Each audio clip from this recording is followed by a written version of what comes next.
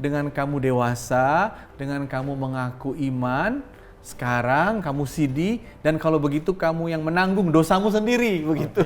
Jadi semacam komitmen ya berarti Pak Martin ya. Ayat yang didoakan oleh pendeta kepadanya sebagai ayat kehidupannya, gitu.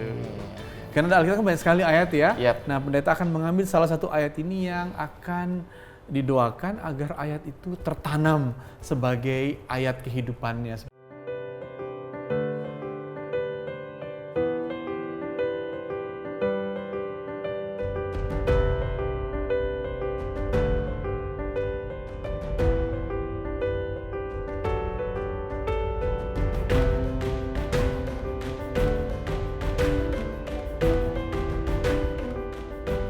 Ya, kembali lagi bersama saya Sultan Rifandi dalam acara Interfaith di Mata Milenial Indonesia TV, Matanya Indonesia. Masih bersama dengan Pak Martin.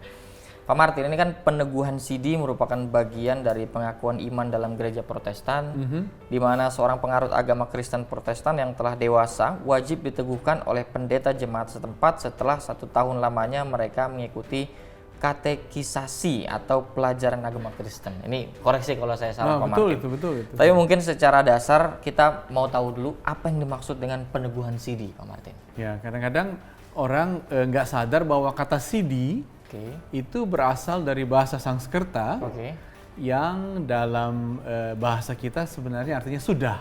Ya? Sidi, sudah.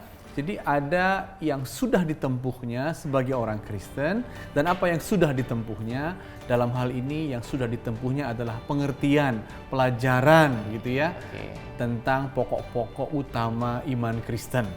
Saya juga kadang-kadang sering mendengar saudara-saudara yang Muslim gitu ya, bahwa anak-anaknya disuruh belajar ngaji gitu kan ya.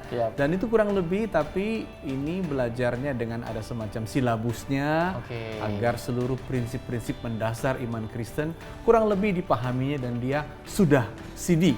Dalam bahasa Inggris disebut confirmation. Jadi I confirm gitu ya, saya menetapkan kamu sudah cukup memadai mengerti pokok-pokok ajaran iman Kristen. Berarti itu sejak kecil, Pak? Atau ada kisaran-kisaran umurnya? Dia dianggap dia sudah cukup bisa mengerti. Jadi secara kognitif sudah bisa membedakan dan itu kurang lebih usia SMP SMA lah. SMP SMA. Tapi sebenarnya tujuan atau makna peneguhan sidi bagi umat Kristen ini apa sebetulnya, Pak? Ya sebenarnya ada dalam Alkitab ya. Saya lihat dulu apanya contekannya. Disebut agar kamu mencapai iman dan pengetahuan yang benar dan kedewasaan yang penuh gitu. Jadi iman sudah bisa diaminkan. Dan itu dibutuhkan usia yang agak dewasa ya, karena dia mengaminkan imannya karena cukup punya pengetahuan tentang iman itu, dan dengan demikian dia bisa dianggap dewasa. Bahkan kalau di gereja Batak misalnya, dan di gereja-gereja di Indonesia bagian timur, sering disebut oleh orang tuanya, dengan kamu dewasa, dengan kamu mengaku iman, sekarang kamu sidi, dan kalau begitu kamu yang menanggung dosamu sendiri, begitu. Jadi semacam komitmen ya berarti Pak Martin ya. Nah itu berarti di Batak seperti itu kira-kira budaya. Iya, dan juga di Indonesia bagian timur juga spiritnya seperti itu. Nah, kira-kira seberapa penting peneguhan sidi bagi umat Kristiani? Sebenarnya ini penting karena dengan dia diteguhkan sidi, kita tahu pengetahuannya cukup memadai, dia tahu bahwa dia harus bertanggung jawab atas segala perbuatannya, dan nanti dengan itu dia punya dasar untuk menikah. Dan dasar untuk katakanlah keluar dari tanggung jawab orang tuanya dalam pengembangan mentalnya. Jadi ini semacam titik berangkat lah ya untuk kemudian dia bertanggung jawab atas apa yang dia lakukan. Iya, bertanggung jawab di hadapan Tuhan, tapi juga sebagai pribadi dia sudah mandiri dan tidak terlalu tergantung pada orang tuanya. Dan sebenarnya ini tradisinya kan seperti di Eropa ya, atau di Amerika, ketika anak itu sidi, anak itu seolah-olah sudah siap meninggalkan orang tuanya untuk kuliah dan kos di kota lain gitu. Jadi sidi itu juga isyarat dia sudah bisa keluar dari rumah orang tuanya dalam tradisi Eropa. Dalam tradisi kita kan anak yang sudah dewasa pun masih tinggal dengan orang tua ya. Tapi itu menjadi tradisi yang khas di Eropa. Jadi semacam pertanggungjawaban dia, silakan belajar, silakan tempuh proses-proses berikutnya begitu kira-kira. Malah saya benar-benar selalu tambahkan ya. saudara-saudara kita yang dari Maluku Iya. sering cerita pada saya, hanya kalau mereka sudah sidi, mereka boleh meninggalkan Pulau Ambon. Oh. Untuk merantau ke Jakarta, untuk cari kerja kemanapun. Tapi kamu sini dulu ya, itu syarat di kampung ini. Jadi prasyarat ya? Prasyarat mental dan prasyarat gerejawi tentu saja. Oke. Nah, tadi apakah kemudian ada batasan umur untuk melakukan peneguhan sidi ini? Ya, jadi batasannya mungkin agak fleksibel, tapi intinya adalah kita anggap sudah bisa mengerti, secara kognitif sudah bisa mencerna ajaran-ajaran ya, dan secara mental juga kita anggap dia sudah cukup bisa bertanggung jawab atas keputusannya, bertanggung jawab atas semua perbuatannya kira-kira. Mungkin kalau dalam Islam akil balik kali ya. Akil balik. Ya. Dan akil balik dalam Islam apakah ada ritualnya? Ya, memang ada beberapa tandanya, misalkan dalam perempuan gitu ya, ada menstruasinya, laki-laki juga sama, ada pertanggungjawaban pribadinya gitu, tidak tergantung pada orang tua. Jadi mungkin titik temunya di situ kali Pak Martin. Betul. Nah, kalau tadi Pak Martin mengatakan terkait dengan ada silabusnya, ada kerangka yang kemudian diajarkan dalam peneguhan sidi. Nah, itu berapa lama prosesnya dan seperti apa kira-kira materi atau kerangka yang dikukuhkan, Pak Martin? Ya, silabusnya ditempuh kira-kira selama 50 minggu. 50 minggu. Dianggap sebagai 1 tahun. Dan silabusnya sebenarnya kurang lebih agar dia bisa menguraikan pengakuan iman rasuli. Jadi dalam kekristenan, seluruh katakanlah Alkitab yang tebal ini diringkas dengan satu prinsip pengakuan iman rasuli. Jadi sebagai pengikut Kristus, kita diminta untuk bisa menyebut apa pokok pengakuan kita. Misalnya pengakuan pertama, aku percaya kepada Allah Bapa yang Maha Kuasa, pencipta langit dan bumi. Sama dengan pokok pengakuan iman lain ya. Terus aku percaya kepada Yesus Kristus gitu ya, yang disalibkan, yang mati dan bangkit. Lalu aku percaya kepada Roh Kudus ya, dan aku percaya kepada gereja, aku percaya kepada kebangkitan orang mati, kehidupan yang kekal dan pengampunan dosa gitu. Jadi pengakuan ini menjadi pokok-pokok tema besar yang nanti dipelajari. Apa sih percaya kepada Allah? Siapa sih Allah itu? Bagaimana sih Allah itu dapat kita kenal ya? Siapakah Yesus Kristus? Bagaimana sejarah hidupnya?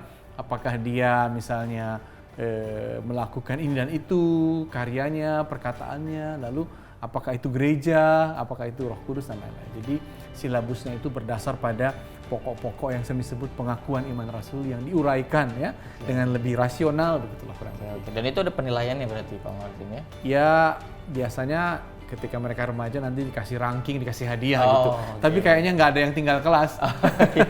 Nggak ada yang nggak naik kelas. Nggak ada yang naik kelas, nggak ada yang nggak CD walaupun bisa diperbaiki supaya lebih ini lebih itu. Jadi memang.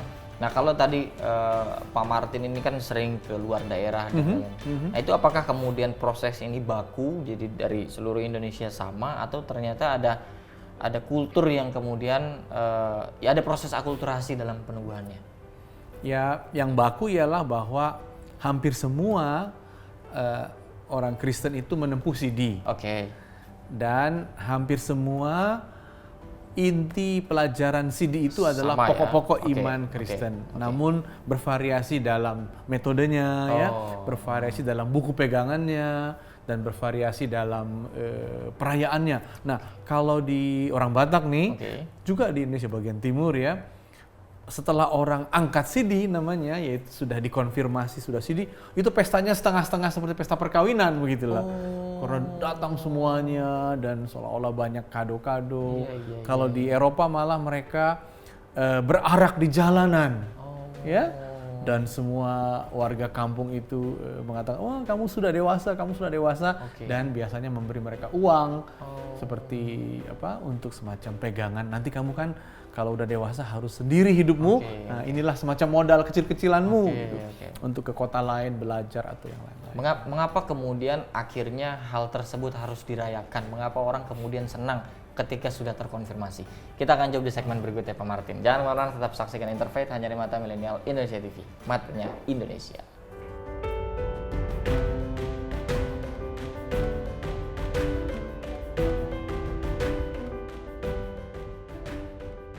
lagi bersama saya Sultan Rifandi dalam acara Interfaith di Mata Milenial Indonesia TV, matanya Indonesia. Masih bersama dengan Pak dosen kita. Nah, Pak Martin, tadi kan memang ada banyak variasi ketika kita bicara soal perayaan atau mungkin kalau di Islam mengenai syukuran kali ya setelah terkonfirmasi. Betul. Nah, itu mengapa orang kemudian senang setelah terkonfirmasi? Silakan Pak Martin. Mungkin ada unsur antropologi di sini. Oke. Jadi kan setiap manusia itu mengalami apa yang disebut rite de passage. Itu istilah yang aneh, yaitu ritus ketika dia melewati fase-fase penting dalam hidupnya. Ritus ketika lahir, ritus ketika akil balik ya tadi, ritus ketika wisuda, pernikahan, pernikahan, nanti ritusnya tentu setelah meninggal ya. Itu kan juga kita rayakan. Nah, ritus masa peralihan menjadi dewasa ini penting sekali ya. Kalau secara antropologi katanya, kalau di kutub utara tandanya kamu dewasa itu kamu bisa naik perahu kecil lalu menombak ikan. Dengan demikian kamu terbukti udah bisa mandiri kan gitu ya.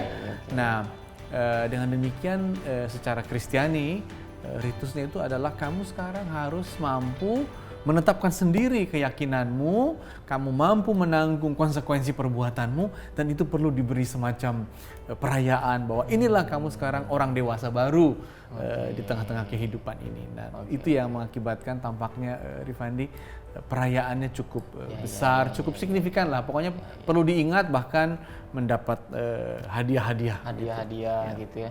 Dan apa yang paling di daerah mana di Indonesia yang luar biasa perayaannya, Pak?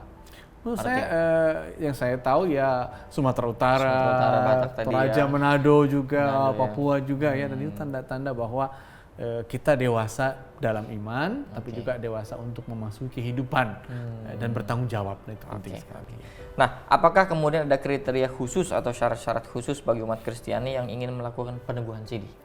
Ya, kriterianya memang dia harus telah menempuh studi tadi, dan dia telah bisa menguraikan dengan sederhana ya pokok-pokok ajaran iman Kristen, dan tentu saja ya kita anggap dia sudah cukup dewasa. Jadi kriterianya lebih fleksibel karena ini menyangkut bahwa dia telah menempuh pengertian yang memadai lah mengenai iman Kristen. Oke.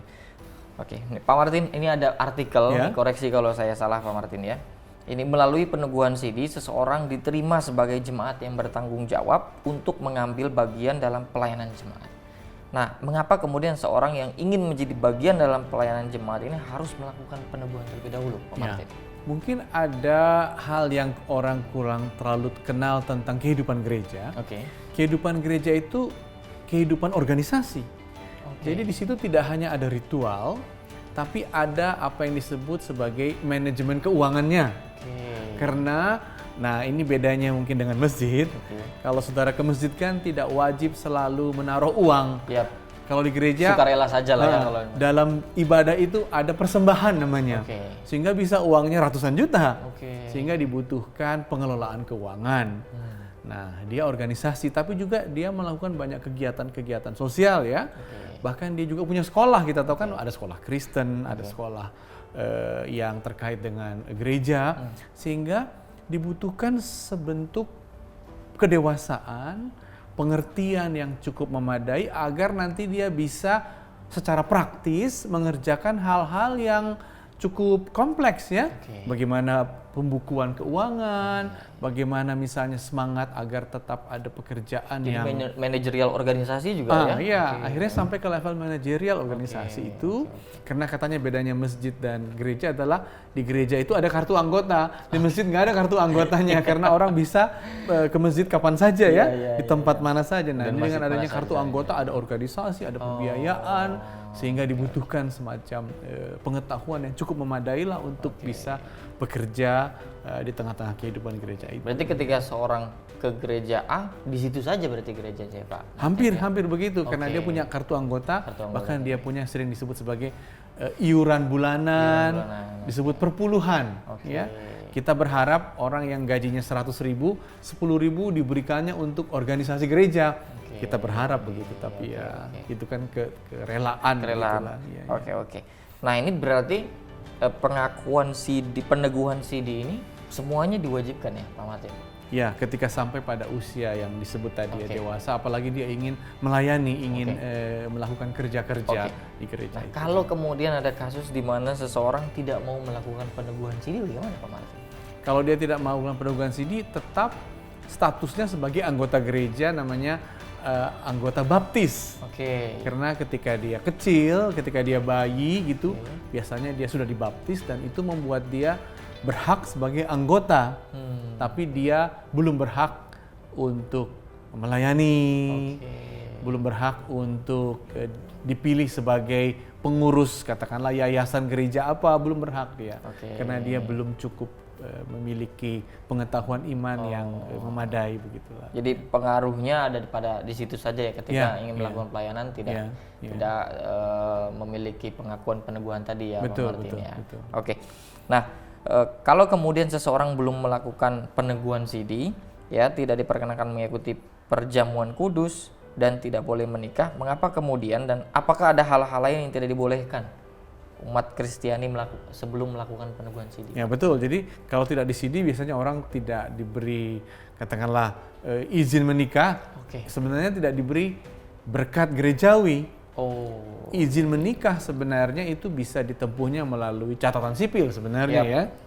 Tapi ketika dia tidak sidi, dia tidak diberkati sebagai orang yang cukup dewasa untuk menikah ya. Dan tentu saja dia biasanya tidak menerima perjamuan kudus karena dia dianggap kurang mengerti apa yang dia akan terima itu ya sebagai perjamuan kudus. Perjamuan kudus itu semacam makan roti dan anggur ya bersama-sama sebagai cara mengingat malam terakhir Yesus sebenarnya. Jadi dia dibayangkan belum cukup siap untuk itu, dan seperti tadi juga kalau dia tidak sidi maka dia dianggap kurang bisa bertanggung jawab nanti untuk mengelola pekerjaan-pekerjaan gereja gitu. Belum bisa juga menjadi majelis. Ada juga majelisnya ini ya yang dianggap semacam representatif dari gereja itu untuk pelayanan, itulah majelis itu. Nah, kalau kita bicara soal tadi kan 1 tahun berarti jangkanya ya, kira-kira 50 minggu tadi. Nah, itu proses atau langkah-langkah seperti apa sih yang kemudian dilewati oleh umat Kristen? Apakah memang sistemnya seperti kelas meskipun tidak ada naik kelas tadi, atau memang seperti di Islam pengajian kayak ada istilahnya itu sorogan gitu ya, mengaji antara guru dan murid, atau seperti apa kira-kira apa? Kita akan jawab di segmen berikutnya Pak Martin. Jangan kemana-mana, tetap saksikan Interfaith hanya di Mata Milenial Indonesia TV, matanya Indonesia.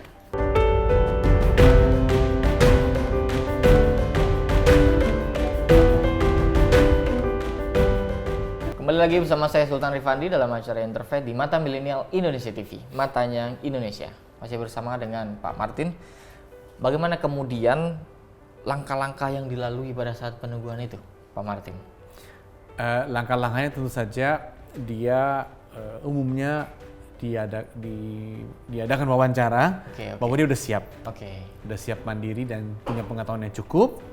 Baru setelah itu dia akan biasanya menempuh retret gitu ya. Jadi biasanya remaja-remaja itu ikut retret, yaitu perenungan bersama teman-temannya, misalnya ke tempat tertentu ya, agar dalam doa dia sudah yakin. Baru setelah itu dia akan nanti ikut dalam satu ibadah di gereja, lalu dia berlutut, dan dengan dia berlutut dia betul-betul mengaminkan apa yang dia yakinkan. Lalu pendeta akan mengangkat tangannya ya, berdiri, tanda bahwa dia sungguh-sungguh sudah dewasa, dan nanti dia diberi semacam ijazah begitulah ya, sertifikat bahwa dia yang bernama ini telah lulus. Dan yang menarik di gereja-gereja Indonesia, anak itu akan sungguh-sungguh mendengarkan ayat yang didoakan oleh pendeta kepadanya sebagai ayat kehidupannya gitu. Karena di Alkitab kan banyak sekali ayat ya. Nah, pendeta akan mengambil salah satu ayat ini yang akan didoakan agar ayat itu tertanam sebagai ayat kehidupannya, sebagai pesan dan kebenaran baginya. Nah, itu akan menjadi suatu hal yang diingat, dan biasanya orang sampai tua bilang, oh pantas aku seperti ini hidupku karena ayatku waktu sini seperti ini katanya. Tentu ayatnya biasanya yang positif lah ya. Oke. Nah, terkait dengan peneguhan sidi ini kan tidak lepas dari katekisasi. Ya. Nah, itu apa tuh, Pak Martin, katekisasi? Ya, katekisasi itu sebenarnya artinya proses studinya itu.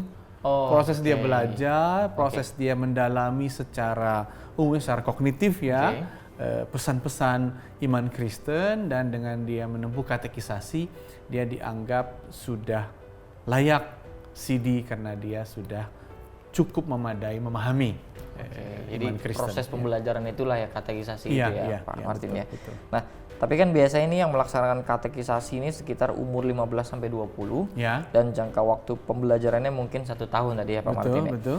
Tapi mengapa kemudian seorang yang berumur 30 tahun ke atas gitu belajar katekisasi ini hanya 1 bulan, Pak Martin? Tidak hanya 1 bulan, tapi melihat kondisinya.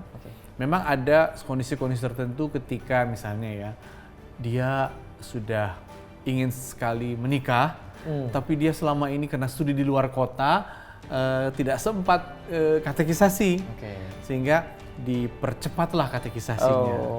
Tapi juga ada misalnya orang yang terutama di kota-kota besar, saya sering juga alami ya, mereka menunda katekisasi karena mereka masih ragu atas imannya, sehingga mereka belum yakin, belum mau belajar untuk percaya. Saya masih sedang mempertimbangkan iman saya. Ya udah, kasih waktu dia, dan tiba-tiba dia sadar, aku baru udah umur 30 nih. Akhirnya dipercepatlah, istilahnya agak sedikit darurat lah ditempuhnya. Ya. Nah, ini kan memang dalam prosesnya tentu ada banyak hal, ada banyak materi yang disampaikan ya Pak Martin. Tapi bagaimana kemudian pasca di peneguhan ini itu mereka mampu sadar bahwa kita ini hidup dalam harmonisasi perbedaan yang luar biasa, Pak Martin. Jadi kaitannya dengan moderasi beragama ini, bagaimana kemudian setelah peneguhan sidi ini orang makin sadar bahwa berbeda itu bukanlah hal yang harus kita kutuk. Jadi memang itu soal yang penting ya, itu seperti evaluasi ya. Sebab ada riset misalnya dari Saiful Mujani nih, dia mengatakan ada kecenderungan juga semakin orang aktif dalam kegiatan agama, semakin tidak toleran dia. Wah, itu kita khawatir. Ini kita ajar tentang iman Kristen, tentang iman Islam, tapi kok malah tertutup kan? Nah, berarti ada sesuatu yang kita harus pikirkan dalam kurikulumnya. Semoga dalam kurikulumnya cukup termaktub bahwa semakin dalam imanmu, semakin murah hati dong kamu, kan gitu. Harusnya seperti itu. Iya kan, karena kita kan beriman karena Tuhan murah hati. Harusnya jadi kita lebih murah hati dong. Bukan justru semakin eksklusif ya. Nah, tapi yang kedua, pasca katekisasi, pasca orang sidi, memang mesti ada prosesnya. Nah, biasanya prosesnya dia masuk dalam aktivitas pemuda gereja. Jadi dengan dia aktif di pemuda gereja, kita bayangkan dia tentu lebih bergaul ya, lebih bisa menerima kemajemukan, dan itu harapannya ya dia lebih toleran dan lebih moderat dalam menghayati imannya. Jadi pasca peneguhan itu ada semacam tindak lanjut kegiatannya begitu ya berarti Pak Martin ya. Karena khawatir sekali kalau kemudian survei tadi itu berlaku bagi setiap agama gitu ya Pak Martin. Ya. Dan itu harus kita hindarkan Pak Martin. Memang tadi itu tergantung pada mutu kurikulum, apakah di situ ada proses yang cukup terbuka begitu. Dan memang misalnya ada juga yang kreatif, sidi atau katekisasi itu dilakukan dengan berkunjung ke tetangga, berkunjung ke tempat-tempat orang lain di kampung supaya mengerti kehidupan yang berbeda ya, dan itu membuka. Kan katanya kenapa orang beragama itu suka fanatik tertutup? Katanya karena kurang piknik, karena terlalu tertutup, kurang melihat yang berbeda, kurang menyeberang gitu ya. Tapi kalau dia terbuka dan punya pengalaman berjumpa dengan yang berbeda, dia akan jauh lebih terbuka sebenarnya. Jadi tetap kuncinya healing juga ya Pak Martin. Healing itu istilah sekarang ya, padahal sebenarnya nggak terlalu sakit. Oke, karena itu penting sekali untuk kita mampu menjaga harmonisasi di tengah keberagaman kita, seperti yang kita lakukan percakapan seperti ini. Ini dia luar biasa dengan Sultan Rifandi. Pak Martin, pada masa saat akhir pembelajaran tadi, katekisasi, terdapat satu ritual membasuh kaki. Nah, koreksi kalau saya salah nih Pak Martin. Seperti apa kemudian prosesnya dan apa makna yang kita bisa ambil, kita bisa petik secara universal terkait dengan membasuh kaki tersebut? Ya, sebenarnya Kita akan jawab di segmen berikutnya, Oke. Pak Martin. Jangan marah-marah, tetap saksikan Interfaith hanya di Mata Milenial Indonesia TV, matanya Indonesia.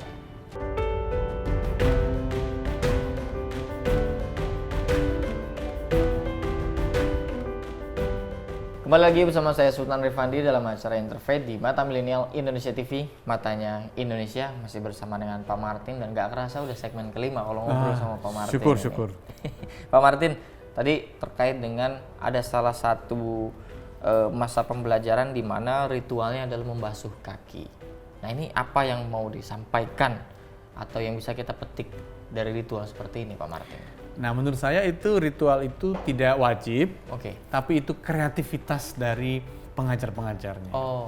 Nah, ritual membasuh kaki itu kan ritual yang unik, yaitu ketika Yesus mau disalibkan, dia ingin menunjukkan bahwa penyalibannya itu dia secara total menyerahkan dirinya.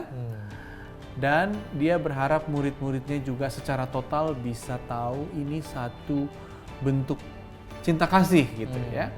Jadi Yesus tidak melawan karena menurut keyakinan Kristiani dan keyakinan Yesus sendiri bahwa kasih itu harus juga mampu merangkul orang-orang yang memusuhi kita gitu ya.